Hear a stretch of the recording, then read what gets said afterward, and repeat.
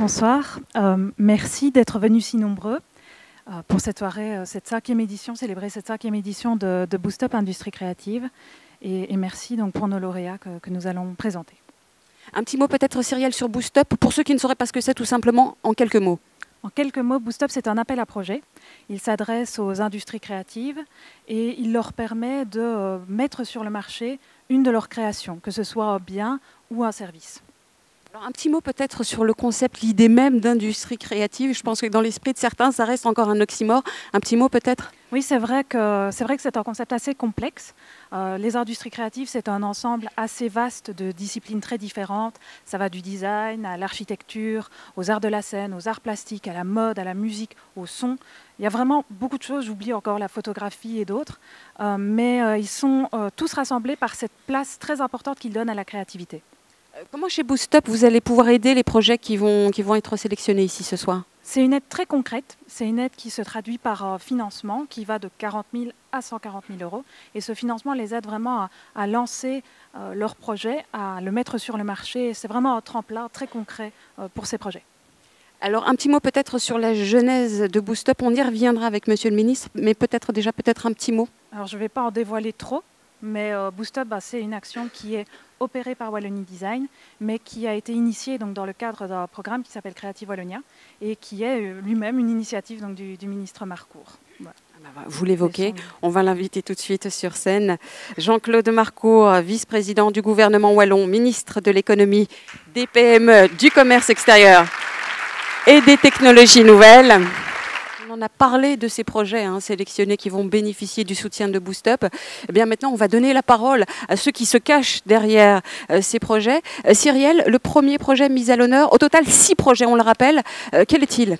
Donc, 6 projets, et je voulais juste préciser, pas d'ordre, pas de classement. Le premier, le hasard fait que ce soit le projet MIA de la société Enerban. J'appelle donc Monsieur Bruno. On peut l'applaudir. Ma première question, c'est qu'est-ce que c'est votre projet? Parce que MIA, c'est un projet complexe. Ouais. Je le sais, je l'ai lu. Expliquez-le en quelques mots. J'espère que vous avez tout compris. J'espère aussi.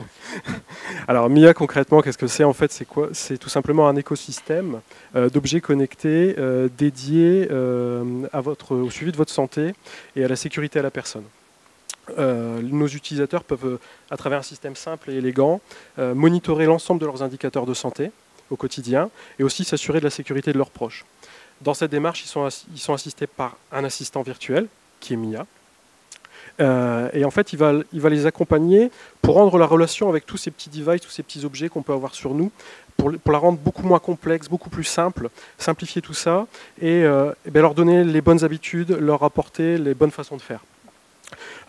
Finalement, MIA, ça va devenir un petit peu le chef d'orchestre de tous ces objets connectés que vous pouvez avoir sur vous et chez vous. Ça va le mettre en musique. Aujourd'hui, j'ai l'habitude de dire que ces objets connectés, quand on les prend un par un, ils répondent à une fonction bien précise. Par contre, quand on les met en réseau, on peut créer des services à haute valeur ajoutée en les faisant communiquer ensemble. Et c'est ce qu'on essaye de faire, et c'est la philosophie qui est à travers le projet MIA, tout simplement. Et maintenant, Monsieur le Ministre, on passe au deuxième projet qui a attiré l'attention de l'équipe de chez Boost Up. Le deuxième projet, c'est Alpache, c'est Geneviève de Prince. Et Valérie Gaudier. Elles sont à 2 pour présenter ce projet. Félicitations. Merci. Félicitations. Merci. Alors, parlez-nous de votre projet.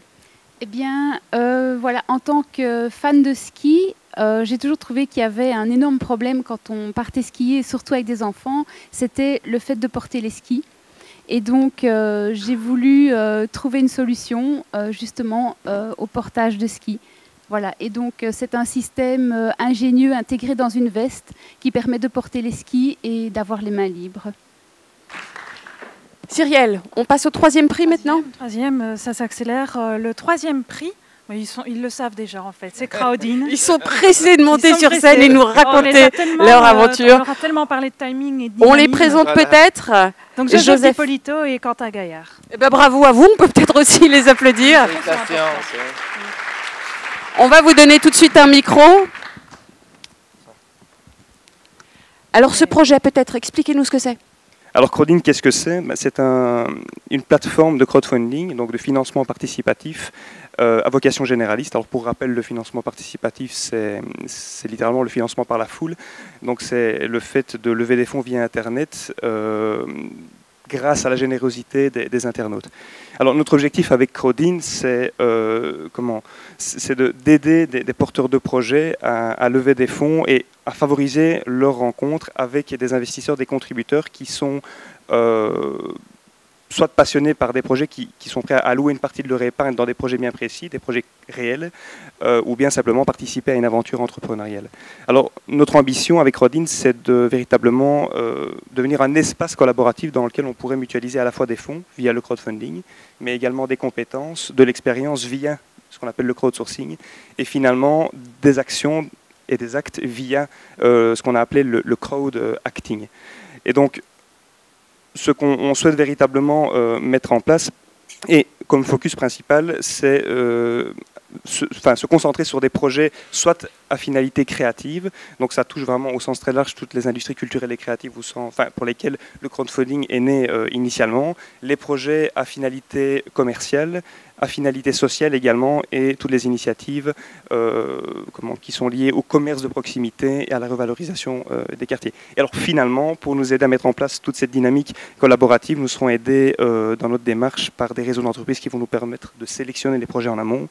Et il y aura un volet accompagnement également qui sera prévu pour chaque porteur de projet. Et lui, il sera opéré par les opérateurs de l'animation économique, en fait. Et maintenant, on va passer au 4e projet avec vous, Monsieur le Ministre. Alors, c'est X-Trip, Philippe Kaufmann. Bravo à vous, Philippe Kaufmann. Venez nous rejoindre. Félicitations. Merci beaucoup. Bonsoir à tous. Bienvenue à vous. Merci. Alors, dites-nous, comment est-ce qu'il s'appelle votre projet et puis surtout, qu'est-ce que c'est ? Alors, il s'appelle comment? Il s'appelle X-Trip, la société s'appelle Cuistax et moi je m'appelle Philippe Kaufmann. Le projet, c'est d'inventer un logiciel qui vous permettra de développer votre propre application.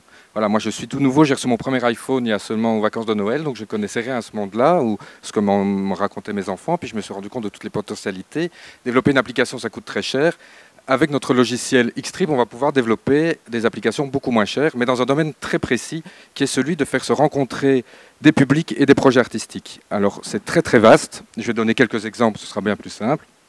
Vous êtes par exemple la ville de Liège, vous avez envie de proposer une redécouverte de l'univers de Simenon à Liège, eh bien vous pourrez utiliser notre logiciel pour créer votre propre application de un mini-trip à Liège avec Simenon, avec un point de géolocalisation, et puis vous faites votre petit voyage.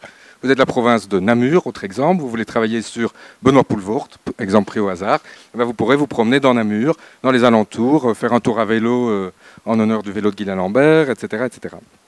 Troisième exemple, vous êtes de la ville de Charleroi, vous êtes l'office de tourisme de la ville de Charleroi, vous voulez faire quelque chose autour du street art, il y a un grand festival de street art qui se prépare à Charleroi, eh bien vous pouvez aussi développer une application à moindre coût, puisque nous vous offrons le logiciel et tout l'encadrement technologique pour pouvoir développer ces applications à moindre coût. Voilà le principe. On en est déjà au 5e projet sélectionné par vous, Boost Up. Cyrielle, un mot sur ce 5e projet? Ce 5e projet, c'est un projet de la société White Laser Game. Et ce projet s'appelle Tormae. Il est présenté par M. Van Merbeek et M. Pluta. On peut les applaudir aussi. Félicitations. Félicitations. Bravo à vous. Voilà, mettez-vous bien face au public. Peut-être ici devant la chaise. Voilà. Alors un petit mot peut-être sur ce projet? Ben oui, un petit mot. Alors nous sommes une société d'édition et on a décidé de faire l'édition au sens large. Pourquoi? Parce qu'on ne voulait pas se restreindre à un seul secteur de l'édition. On s'est dit on va être créateur d'univers. Alors Tormae est notre premier projet. Ça part d'un livre qui est un livre d'heroic fantasy, et donc dans l'univers de Tormae. Et de là, de ce livre qu'on adore, parce qu'on va le publier évidemment en version numérique et en version papier, on a créé un jeu vidéo. Et donc vous avez ici quelques images du jeu. C'est un jeu de rôle, parce que les joueurs actuellement sont très très forts dans tout ce qui est donc, jeu de rôle. Et ça fait 2 ans qu'on développe ce jeu avec vraiment tout un aspect fantastique. et stratégique. On a décidé de ne pas mettre de violence dans ce jeu, et donc c'est vraiment la stratégie qui est en avant-plan. Et évidemment, on va proposer à nos joueurs également de lire au fur et à mesure qu'ils jouent des passages du livre. Et donc de proposer aux joueurs de découvrir le livre au fur et à mesure. Ce qu'on fait aussi, c'est un jeu de société. Ouais. Et donc vous avez ici aussi une vidéo du prototype. Et c'est un jeu de société qui n'a pas vraiment les mêmes règles que le jeu vidéo. On l'a conçu pour pouvoir jouer autour d'une table pendant une demi-heure. Et donc voilà, donc on continue l'expérience de jeu avec le jeu de société. Et on arrive déjà au dernier projet avec vous. Le dernier lauréat, c'est Belgium Billard.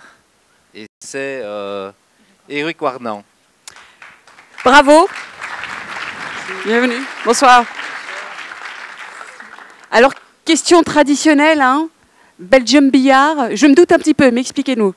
C'est un concept à partager, à rencontrer l'autre, physiquement et virtuellement. Alors, il y a le produit, la table, plateforme de jeu, et son service, le multimédia. Cet ensemble engendre de multiples secteurs développés. Alors, tout d'abord, la table. Tout le monde connaît les billards traditionnels, français, anglais, américains, à peu près 300 dépôts de billard, mais ça n'a plus tellement évolué depuis 200 ans. La table de jeu Belgium Billard Smash Move est cool, festif, facilement accessible et connectée. Bon, elle est le cœur de l'écosystème, en fait. On peut la retrouver dans les lieux éphémères ou non, tout événement public et privé, outdoor, indoor, des clubs sportifs, bars, lounge, côté étudiants, festivals et autres. Ce nouveau type de jeu de billard, avec ses règles originales à multiples scénarios, contribue à un véritable match-aventure, avec des situations de jeu tout à fait renversantes, du fait qu'il y a beaucoup plus de choix de billes, des retournements de situation et de la réflexion et stratégie. Il faut dire qu'ici, comparé aux autres jeux anciens, en fait, les jeux traditionnels et classiques, il n'est plus question d'attendre son tour. En fait, assis, hein, c'est un face-à-face, une battle, le plus souvent pratiqué en binôme. Il y a du défi, de la stratégie, de l'intensité. On se mesure à l'autre. En fait, c'est tout juste si on ne danse pas autour de cette table.